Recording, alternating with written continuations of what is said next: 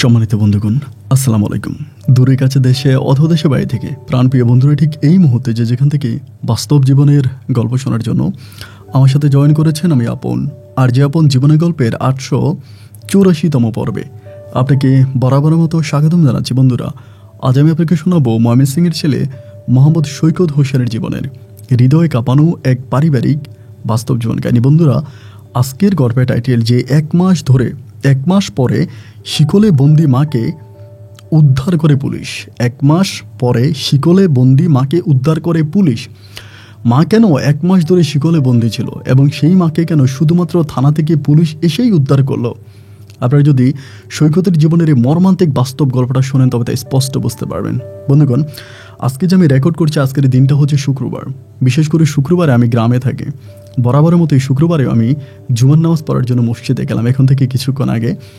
তো একটা বিষয় খেয়াল করে দেখলাম যে জুমার নামাজে যাওয়ার সময় আমার এক কাকা আছে, দূর সম্পর্কের কাকা। তিনি আবার একটু মধ্যবিত্ত ফ্যামিলির মানুষ, খুব ধনীও না আবার খুব গরিবও না। খেয়াল করে দেখলাম যে ওনার বাড়িতে প্রচুর কাজের লোক। তো আমি বেশ কয়েকটা মাস ধরে এই জিনিসটা অবজার্ভ করে আসছি যে সপ্তাহের অন্য দিনগুলোতে উনি কোনো কাজের লোক রাখে না, শুধুমাত্র শুক্রবারে উনি কাজের লোক রাখে।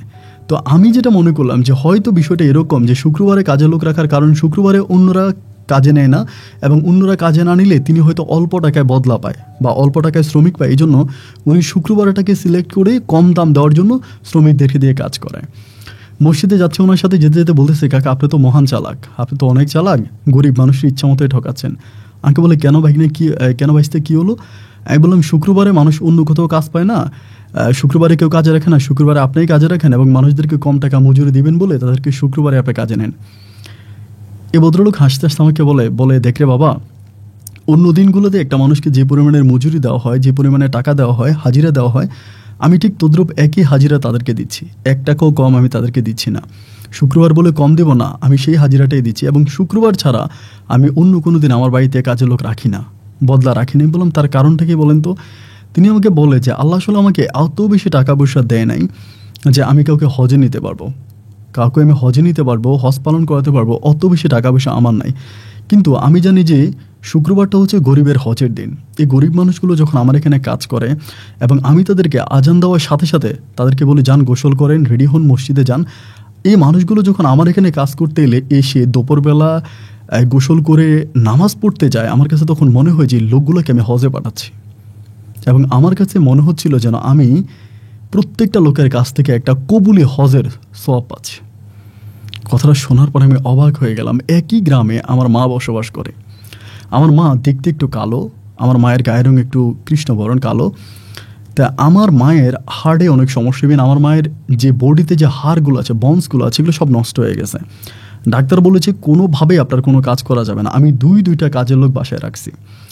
তো গ্রামের কিছু উশৃঙ্খল মহিলা যাদের কোনো খেয়ে দিয়ে কোনো কাজ নাই, এই ঘর থেকে ও ঘরে, ও ঘর থেকে এই ঘরে খালি ঘোরাফেরা করে বেসায়, এই ঘরের কথা ওই ঘরে, ওই ঘরের কথা ওই ঘরে বিক্রি করে, তেমন কিছু বদমাইশ টাইপের মহিলা এসে আমার মাকে বলেছে, দেখ তুই তো কালো, এই জন্য তোর ছেলে তো রান্না খায় না, তুই তো কালো এই জন্য তোর ছেলে তো রান্না খায় না, রান্না খাওয়ার জন্য কাজের মহিলা রেখে দিয়েছে, কাজের মহিলার হাতে রান্না খাবে, তোর হাতে রান্না খাবে না, কারণ তুই তো কালো।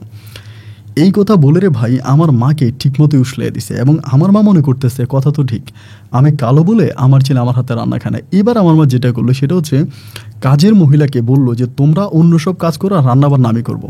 দেখা যায় সকাল থেকে রাত অবধি আমার মা রান্নাবান্না নিয়ে ব্যস্ত।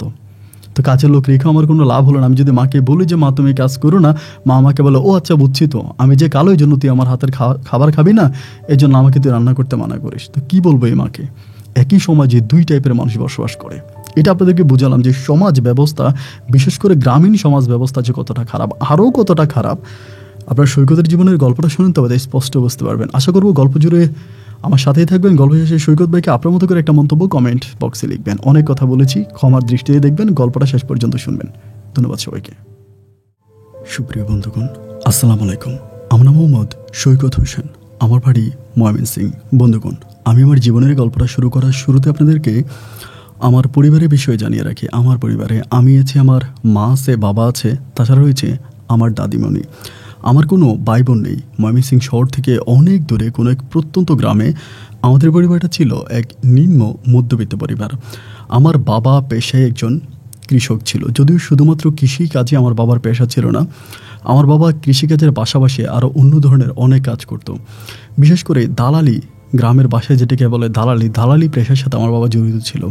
কেউ ধরেন পাসপোর্ট করবে বা কারো কোনো সরকারি কোনো দপ্তরে কোনো সমস্যা, আমার বাবাই সমস্যাগুলো সমাধান করবে।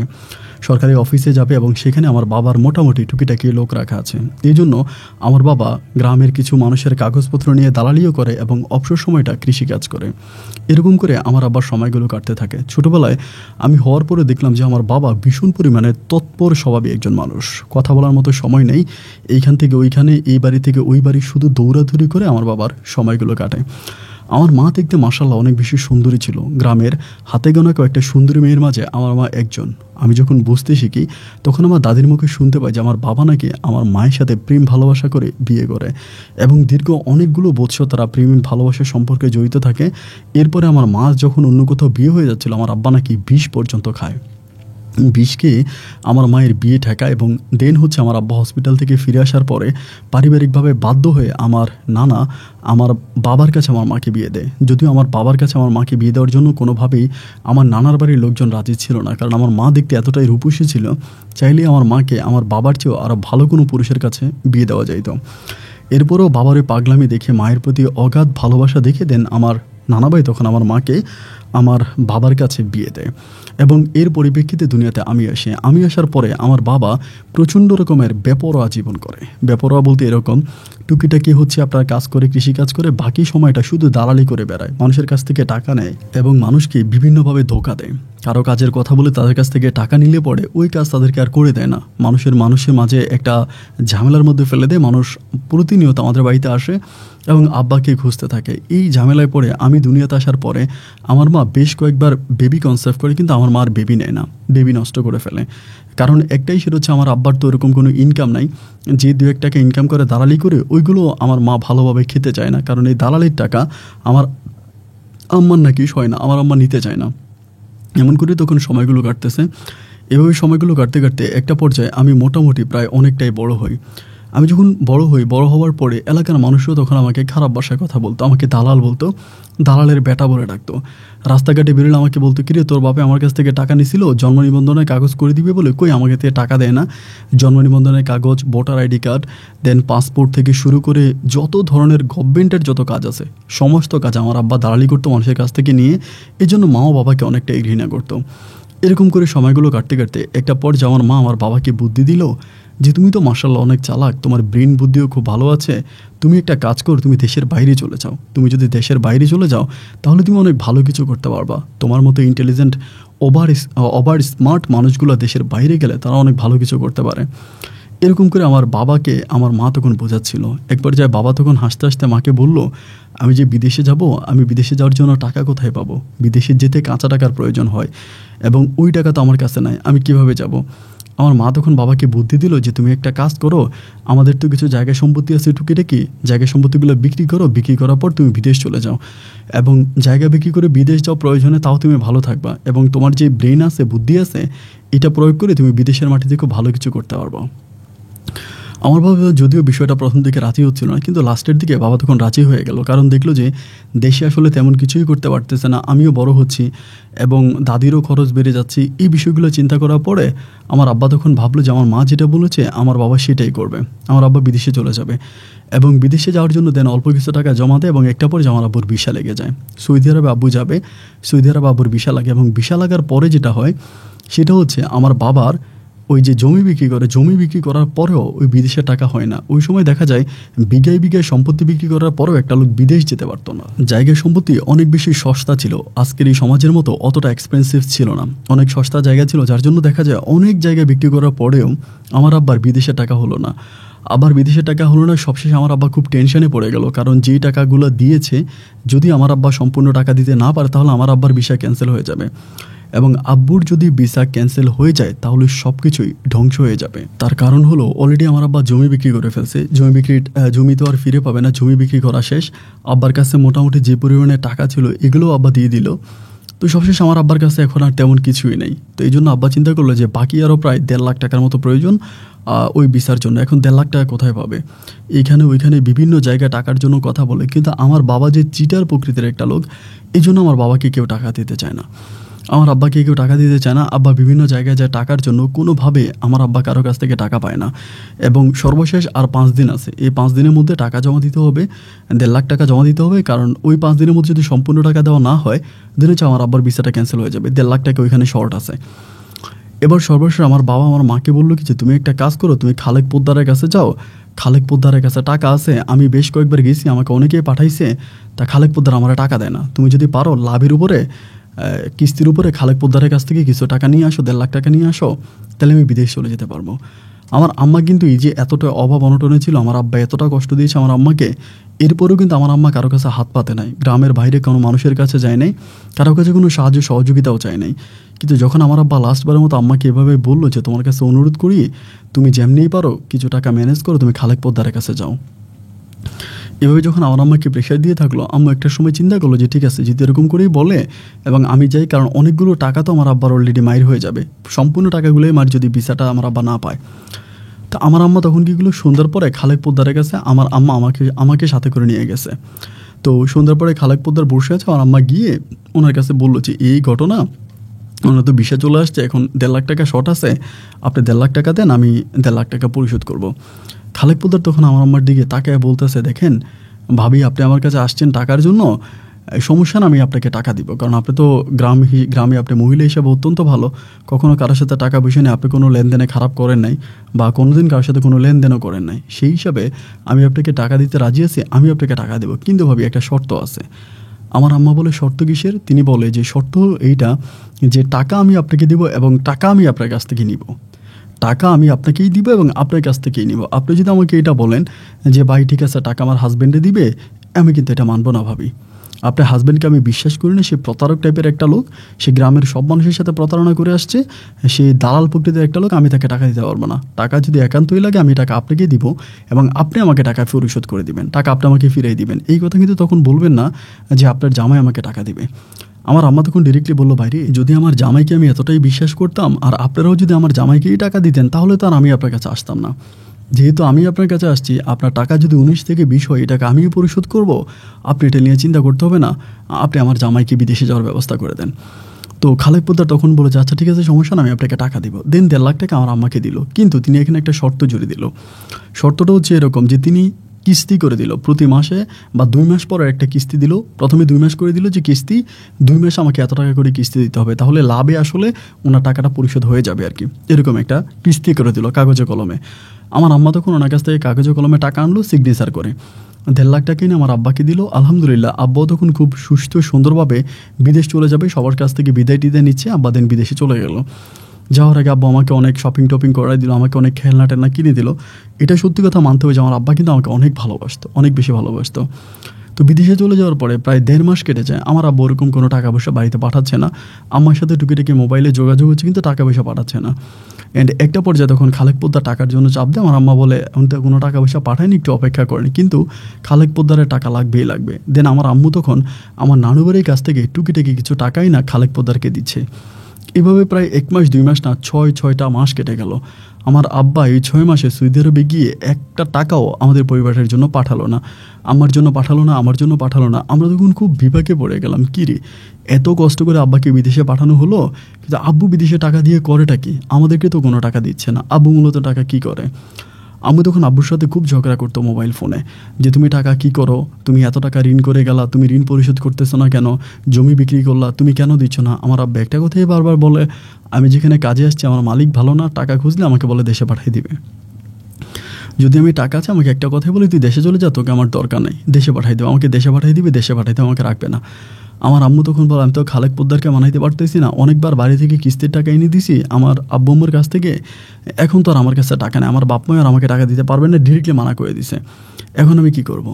আমার আব্বা তখন মনে হয় যতটুকু বুঝলাম আর কি, ওই মালিকের সাথে তর্কাতর্কি করছে। আব্বার যে সৌদিয়ান আছে, যে আব্বাকে বেতন দেয় না, তার সাথে মনে হয় আব্বুর কোনো একটা টকজোক হয়েছে। এবং টকজোক হওয়ার 2 দিন পরেই আমি একদিন পুকুর পাড়ে দাঁড়াই আছি, পুকুর পাড়ে দাঁড়াই আছি বলতে ওই পুকুর পাড়ে সবাই বসে দিয়ে মাছ ধরতেছে আমাদের গ্রামের, আমি ওদের সাথে দাঁড়াই আছি। এমন সময় আমাদের নাসিমা বলে একটা মেয়ে আছে আর কি, আমাদের বড়, উনি এসে হঠাৎ করে বলতেছে, কিরে সৈকত, তোর বাবা আসছে। যে কী বলেন আমার আব্বা আসছে? বলে হ্যাঁ তোর বাবা আসছে, দেখলাম আসতেছে, রিক্সা দিয়ে আসতেছে। পরে আমি তখন দৌড়ে গেলাম, কিরে আব্বা আসতেছে, চাই দেখি যে ঠিকই আব্বা বাড়িতে। আম্মা মুখ কালো করে আছে, আব্বারে আমি জড়াই দিলাম। আব্বু তখন আমার কয়টা চকলেট হাত দিল, চকলেট খাচ্ছি। তা চকলেটগুলো খাচ্ছি, আম্মার কাছে গেলাম, আমার বললাম যে দেখো আম্মা, আব্বা আমার জন্য চকলেট নিয়ে আসছে। আমার আম্মা তখন বলে খা খা খা, চকলেট খা, এখন চকলেট খা, কয়দিন পর আমার কলচাটা খাইস। এই বলে আম্মা খুব কষ্ট করে কথা বলে। আমি বুঝতে পারলাম যে আমার আম্মার মনটা ভালো নাই, আমার মনটা অনেক খারাপ।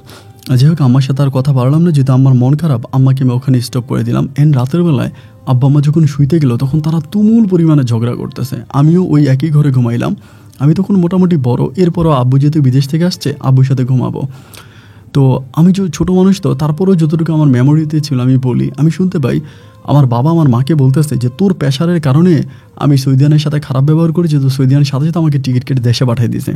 তুই আমাকে এরকম প্রেশার দিলি কেন? বিদেশে গেলে একটা মানুষকে এরকম প্রেশার দিতে হয় না। বিদেশ গেলে একটা মানুষ লাইনে উঠতে একটু সময় লাগে, তো একটু সময় লাগছে, এই জন্য কি তুই আমার সাথে এরকম করবি নাকি? তুই যেমনি পারতি খালেক পোদ্দারে তুই মানায় রাখতি, তুই আমাকে বারবার কেন এরকম প্রেশার দিলি?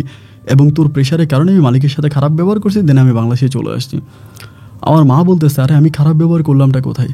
আর আমাকে তো খালেক পোদ্দারে খুব খারাপ ব্যবহার করে, আমি কি করব? আমি তো বাধ্য হয়ে তোমার সাথে এরকমটা করছি।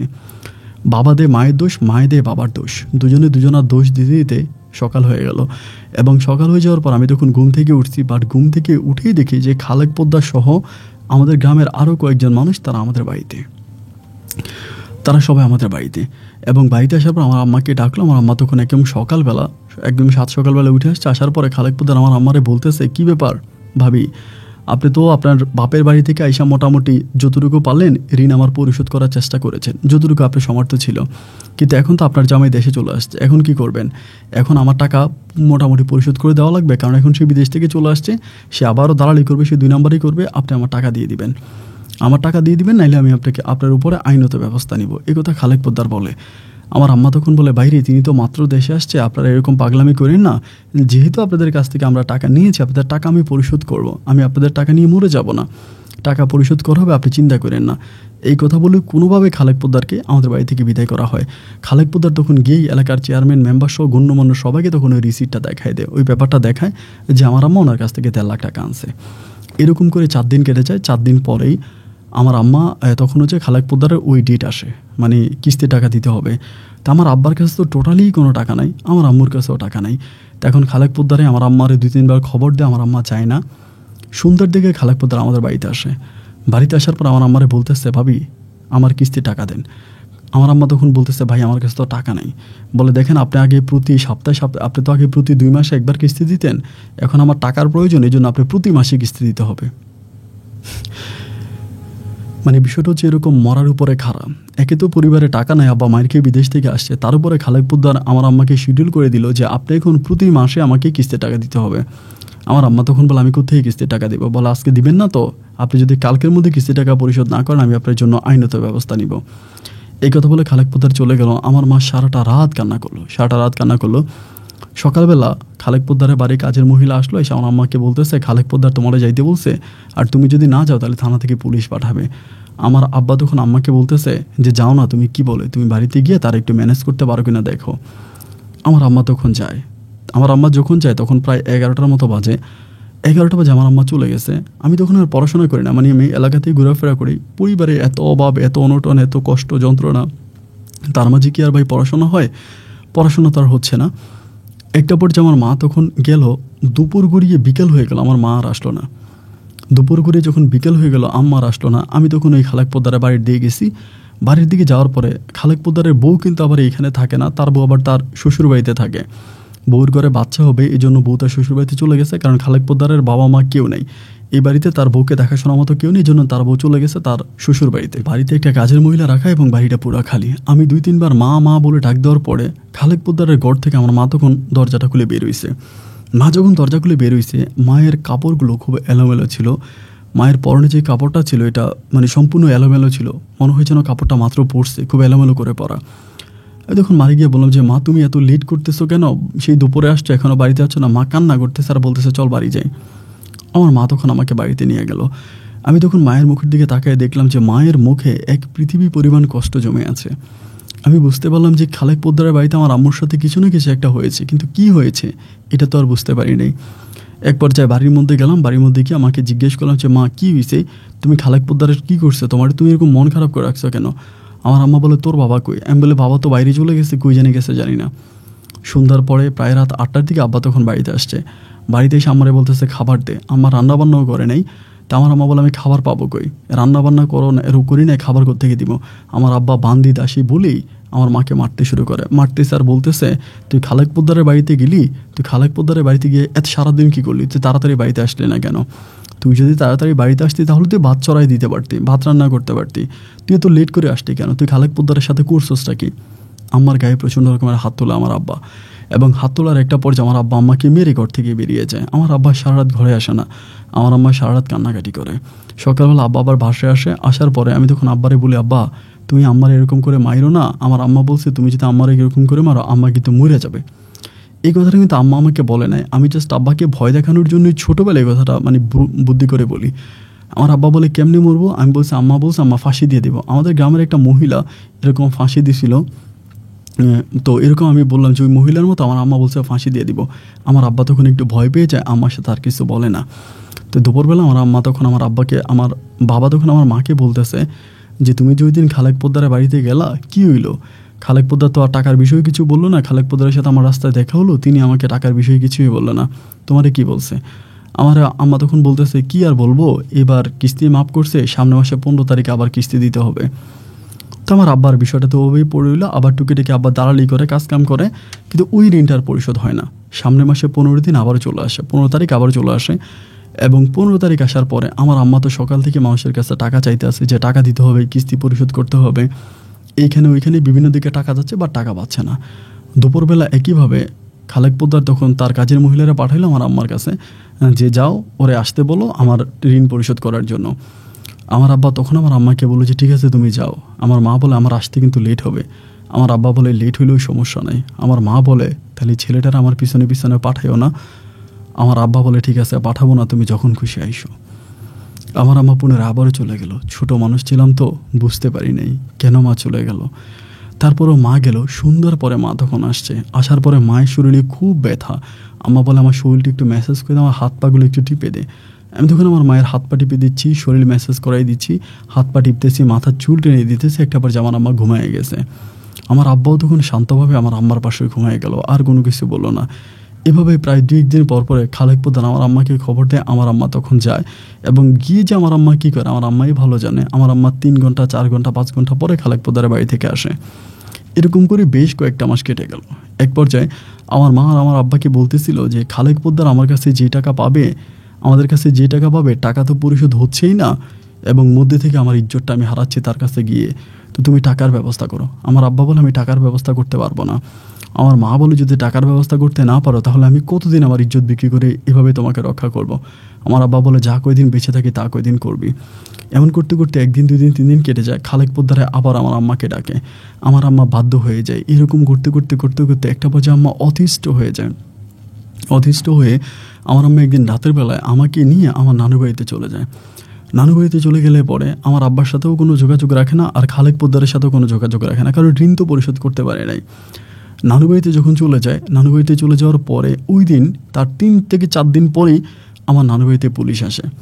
পুলিশ এসে আম্মাকে খোঁজাখুঁজি করতে শুরু করে। আম্মা তখন এই ঘরে ওই ঘরে লুকাচ্ছে। ওই সময় গ্রামে পুলিশ আসলে কিন্তু খুব খারাপ একটা বিষয়, যে অমুককে ধরার জন্য পুলিশ আসছে, এটা কিন্তু নর্মাল কোনো ব্যাপার না, খুব খারাপ একটা ব্যাপার যে একে ধরার জন্য থানা থেকে পুলিশ আসছে। তা আমার আম্মুকে ধরার জন্য থানা থেকে পুলিশ আসছে। পুরো গ্রাম হয়ে গেছে, পুরো এলাকা হয়ে গেছে, মহল্লা হয়ে গেছে যে আমার আম্মাকে ধরতে পুলিশ আসছে। আম্মা তখন অন্য একটা খালার ঘরে গিয়ে লুকিয়েছিল। আমি তখন মোটামুটি প্রায় অনেকটাই বড় হয়ে গেছি। তা পুলিশ ডিরেক্টলি বলে গেল যে ওনাকে বলবেন যে উনি যাতে 2 দিনের মধ্যে থানাতে গিয়ে যোগাযোগ করে এবং খালেক পোদ্দারের ঋণ পরিশোধ করে, অন্যথায় ওনাকে আমরা থানাতে নিয়ে যাব, ওনাকে আমরা জেল জরিমানা করব, যা আমাদের আইন আছে আমরা তাই করব, কারণ তিনি স্টাম্পে সিগনেচার করে টাকা এনেছে, ডকুমেন্ট আছে। একটা পর্যায়ে পুলিশ চলে গেল, এবং পুলিশ চলে যাওয়ার পরে আমার নানি আমার আম্মার সাথে খারাপ ব্যবহার করতেছে, কারণ আমার মামারাও তো আছে বাড়িতে। আমার মামারাও তখন আমার আম্মাকে খারাপ ব্যবহার করতেছে আম্মার সাথে, যে ও পালায়ে গেছে, ও পালায়ে গিয়া ওই বদমাইশটারে বিয়ে করছে, প্রতারকটারে বিয়ে করছে, এখন আমাদের বাড়িতে কেন পড়ে আছে, আমাদের বাড়িতে কেন থাকতেছে, আমাদের বাড়ি থেকে তাকে বের করো। ওই আমাদের বাড়িতে থাকার কোনো রাইটস ও নাই, আমাদের বাড়িতেও কেন থাকবে, ওর মতো মেয়ে, ওর মতো নষ্ট মেয়ে, খারাপ মেয়ে আমাদের বাড়িতে থাকার দরকার নেই। এই কথা বলে আমার মামারা আমার মায়ের সাথে প্রচণ্ড রকমের দুর্ব্যবহার করে, অনেক খারাপ ব্যবহার করে। আম্মা অনেক কান্নাকাটি করে, প্রচণ্ড কান্নাকাটি করে, কিন্তু আমার আম্মার কান্নাকাটিতে কারো কিছু যায় আসে না। আম্মু কান্নাকাটি করে, কান্নাকাটির একটা পর্যায়ে এর পরের দিনে আম্মা তখন আমার এক কোহিনূর খালা আছে, আমার দুঃসম্পর্কের খালা হয় কোহিনূর খালা। কোহিনূর খালা তখন ঢাকায় থাকে। আম্মা তখন কোহিনূর খালার সাথে কেমনে কেমনে যোগাযোগ করে ঢাকায় চলে যাবে। আমার বলে আজকে রাতে আমরা ঢাকায় চলে যাবো, তুই আমার সাথে যাবি। মা আমাকে বলে, তাই আমি বললাম যে মা আমি ঢাকায় গিয়ে কী করব। মা আমাকে বলে যে তুই আমার সাথে যাবি। রাতের বেলায় মা তখন আমাকে নিয়ে রাজধানী ঢাকার উদ্দেশ্যে রওনা দেয়। রাতের ওই গুটগুটে অন্ধকারে পাশের চেয়ারে, মানে আমি আমার মায়ের কোলে বসে আছি, তার আমাদের পাশে একজন ভদ্রলোক বসে আছে। ভদ্রলোকের পাশে আমি আমার মায়ের কোলে বসে আছি, এবং আমি ছোট মানুষ হলেও খেয়াল করে দেখি যে ওই ভদ্রলোকটা একটু পরে পরে তার হাতের কনুই দিয়ে আমার মায়ের বিভিন্ন গায়ে টাচ করে, আঘাত করে। আমার মা যতটা আমাকে মধ্যে রাখতে চায়, ওই লোক আবার কন্ট্রাক্টরকে ডাকে, এই কন্ট্রাক্টর এত বড় বাচ্চারা কুলে নিছে, এটা কী ধরনের কথা। মানে কন্ট্রাক্টরকে ডাকতে হয়। কন্ট্রাক্টর এসে আমার আম্মাকে ধমকাধমকি করে, এই মহিলা আপনার এই বাচ্চারে, এত বড় বাচ্চারে বলছি না যে এত বড় বাচ্চা নিয়ে সিটে বসা যাবে না, আপনি এত বড় বাচ্চা নিয়ে বসছেন কেন, আপনি উঠে যান। তা না, আম্মা আবার চুপ থাকে। কিন্তু ভাই গুটগুটে ওই রাতের অন্ধকারে গাড়ির ওই ডিম ডিম আলোতে আমি দেখতে পাচ্ছি ওই লোকটা আমার আম্মার শরীরে হাত দিচ্ছে। এবার আর আমার আম্মা শব্দ করে না, এবার আর আমার আম্মা সুপারভাইজারকে ডেকে বলে না, গাইডকে ডেকে বলে না, বা ওই লোকটা আমার, কারণ আম্মা কী বলবে, আর ওই লোকটা আর গাইডকে কোনো কিছু বলতেছে না। আম্মা তখন অজরে কান্না করতেছে, চোখের পানি পড়তেছে। ওই লোকটা একটু পরে পরে আমার মায়ের শরীরে হাত দিচ্ছে। আমি তখন ওই লোকটার হাতটা সরাই দিচ্ছি, যে হাত সরান, হাত সরান। আমি হাত সরাই দিলে ওই লোকে আবার আমার সাথে চেঁচামেচি করে। আমার আম্মা আমার মুখ চাপা দিয়ে ধরে রাখে, কথা বলিস না। এবং ঢাকা পর্যন্ত ওই লোকটা প্রায় পুরোটা সময় ওই লোকের হাত দুটো আমার আম্মার শরীরে ছিল। রাতের ওই অন্ধকারে সবাই তখন ঘুমিয়ে পড়ছিল। মিসিং থেকে ঢাকায় বাসটা আসতেছে, সবাই ঘুমাচ্ছে, কিন্তু আমার মায়ের সাথে এই ধরনের অশ্লীল কাজগুলো সারাটা রাতে হলো। সকালবেলা আমরা তখন সূর্যের আলোতে ঢাকায় এসে পৌঁছাইলাম, এবং ঢাকায় আসার পর আমার মা তখন কোহিনূর খালামার বাসায় গেল। আমাকে নিয়ে কোহিনূর খালামার বাসায় গেল। কোহিনূর খালামা বললো যে তুই আজকে রেস্ট কর, কালকে আমার জামাইকে দিয়ে তোকে পাঠাবো। এরপরের দিন তখন কী করলো, ওই খালাম্মার জামাই সম্পর্কে হয় আমার খালু, ওই খালু তখন করলো কি, এসে আমার আম্মাকে নিয়ে গেল। তা আমি তখন আম্মারে বলি যে আম্মা কোথায় যাও, কোন জায়গায় যাবা। আম্মা আমাকে বলে গার্মেন্টসে চাকরি করতে যাচ্ছি, তুই থাক। আমি তখন বাসায় থাকলাম। আমার আম্মা তখন কী করলো, ওই খালুর সাথে তখন গার্মেন্টসে গেল। তো গার্মেন্টসে যাওয়ার পরে আমার তখন মনে হয় গার্মেন্টসে চাকরি হলো। এরপরে আমাদের দিনটা একটু একটু করে আস্তে আস্তে ফিরতে শুরু হলো। মাসখানিক আমার আম্মা গার্মেন্টসে চাকরি করলো, এবং মাসখানিক চাকরি করার পরে তখন মোটামুটি একটু ভালো টাকাই আমার আম্মার এখানে আসলো।